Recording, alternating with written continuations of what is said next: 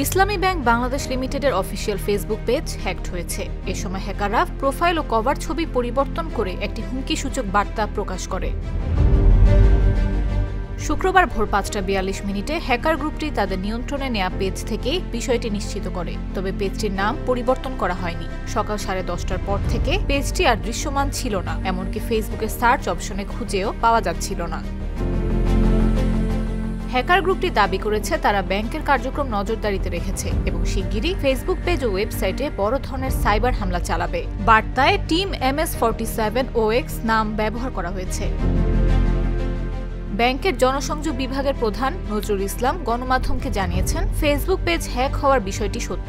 ইতিমধ্যে ব্যাংকের আইটি বিভাগ বিষয়টি সমাধানে কাজ শুরু করেছে।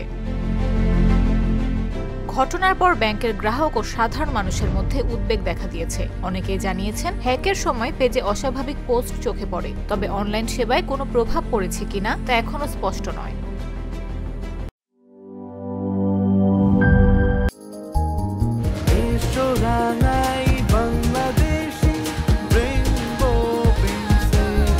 রেইনবো পেইন্টস, ছড়াও জীবনের রং।